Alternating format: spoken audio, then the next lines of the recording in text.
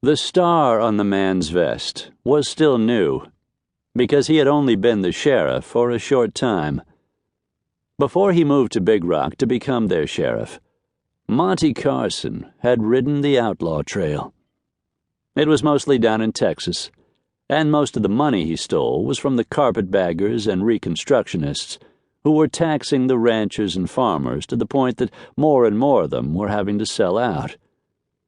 He was good with a gun, too, and had demonstrated that skill many times, though almost always with someone who was also on the outlaw trail.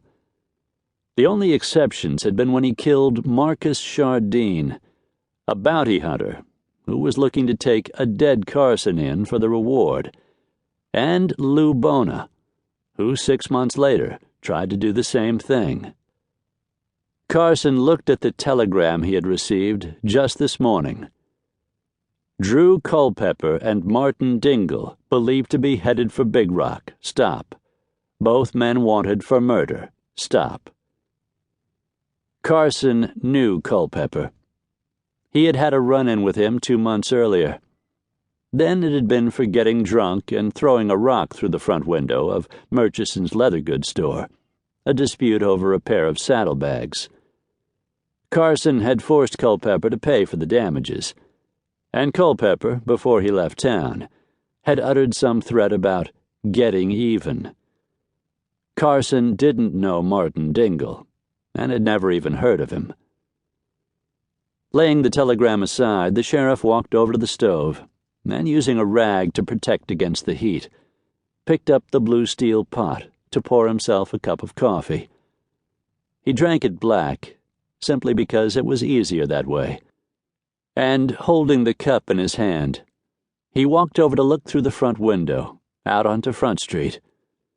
He blew into the coffee to cool it a bit, before taking his first swallow.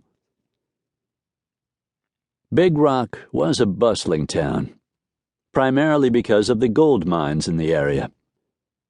When Smoke, Preacher, and Jackson rode into town, they were treated to the sight of new buildings being erected, and the air was rent with the sounds of saws and hammers. There was a sawmill on the outer edge of town, and the ear-splitting screech of its steam-powered circular saw could be heard all over town. There were freight wagons moving up and down the streets, and the boardwalks on each side of the street filled with people conducting commerce. "Coach coming in! Coach coming in!" someone shouted, and looking around, Smoke saw a team of 6 horses coming into town at a gallop. The stagecoach behind the team was rocking left and right as it was pulled at a rapid pace north, up Tanner Street. "Surely he didn't run that team like that out on the road?" John asked. Preacher chuckled. "No, they just like to make a point of arriving and leaving at a gallop," he said. "It calls attention to 'em, and makes some people think that maybe the whole trip is fast like that." They passed the Delmonico Cafe. "Now that's where we'll eat, after we have us a few beers," Preacher said. "Ain't no finer cafe in all of Colorado. Course, I ain't et in every cafe in Colorado." The 3 men stopped in front of Longmont's saloon. Preacher and Smoke dismounted, but John remained in his saddle. "I appreciate what you men are doing," John said. "And while I can buy my own beer, I'm not so sure I should be wasting money by eating in a restaurant, especially if I'm going to have to buy a pack mule." "Don't you be worrying none about that," Preacher said. "When we take a feller in, he becomes our partner. We ain't gonna let you go thirsty or hungry or without a mule."